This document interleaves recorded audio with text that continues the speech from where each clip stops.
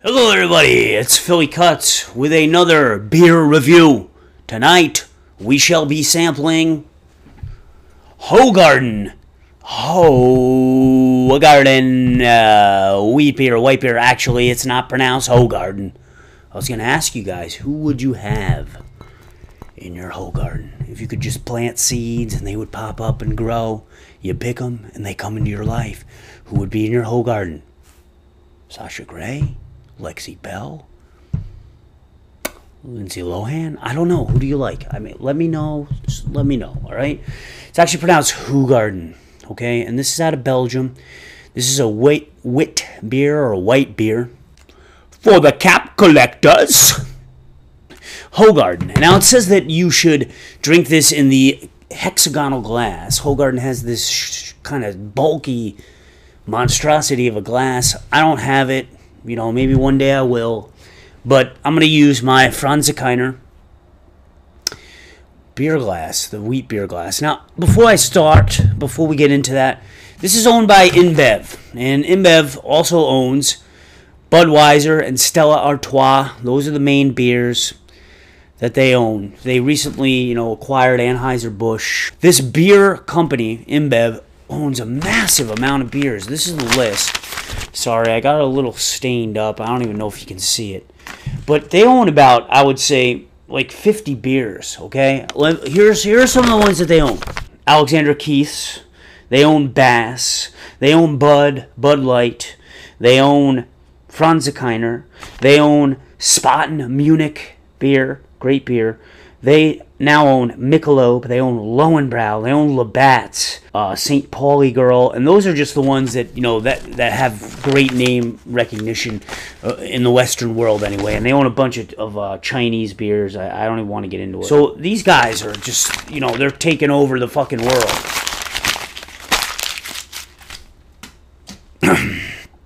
I don't know. What do you think? Here's the one thing that really is pissing me off about this. A lot of the beers now, and I've noticed this with all the InBev beers, are 11.2 ounces. That's right.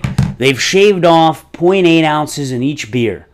Now, that may not seem like much. It's not that big of a deal. But, you buy a 12-pack of something, you're buying your 12-pack of Bud Light.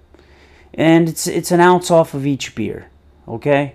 So, realistically, you're losing a beer, practically, per 12-pack, and times that by the hundreds of thousands of beers that these guys produce, it amounts to a lot of beer. All right, let's open this up. I'm going to get off my soapbox, and we're just going to taste, okay? Let's do it, baby. Let's do it. Let's see what comes out of here. A little bit of smoke, not much. It does look cloudy in here. Let's pour it out. Oh, yeah. Now it says to swirl. You pour out 2/3 of the beer, and the swirl actually gives instructions in the back. So I'm going to swirl, swirl, swirl. And I can smell that orange peel and that coriander from here. And actually, you get more of the smell of the orange from the coriander and not the orange peel per se, which is kind of weird. Now, look at that. That's pretty white. It almost reminds me of that, and there's some particles floating around. Yum, yum, yum. We always like the unfiltered yeast. It reminds me of the Goose Island a bit, but this is much, like a much cloudier straw color. Let's get the nose. Yeah, I'm smelling the wheat. I'm smelling coriander for sure, and the orange. Can't say that it's clove, so that's the one thing. It's going to be a bit different than your other hefties, say your Sierra Nevada Killer Weiss or your Polaner. You're not going to get that clove banana-ish. This is definitely more like orange or lemon. All right, let's sip, all right? God, I'm sweating under these lights, man. If you only knew how the lights I got on me. It's not bad. It's very refreshing. It's great summer beer. It's very smooth, very light mouthfeel. I don't know if I would call it sessionable because the orange, it's almost like too sweet, I want to say. And it's kind of a good beginner beer, I feel, before getting into the Belgian beers because you're going to start to notice a characteristic in this, and it's probably from the coriander, and you're going to notice this a lot when you start dipping more into the Belgian beers. that it's going to have that trademark Belgian taste, a regional characteristic that you're going to start to be able to identify. So it's a good beginning to beer to get into that. I don't know if I could session this for maybe 2 or 3 beers. I don't know if I could session it deeper than that. It almost has like a blandness to it. It's like the orange peel and the coriander hit you right in the front end. And then on the back end, you get like a seltzer-ish tanginess.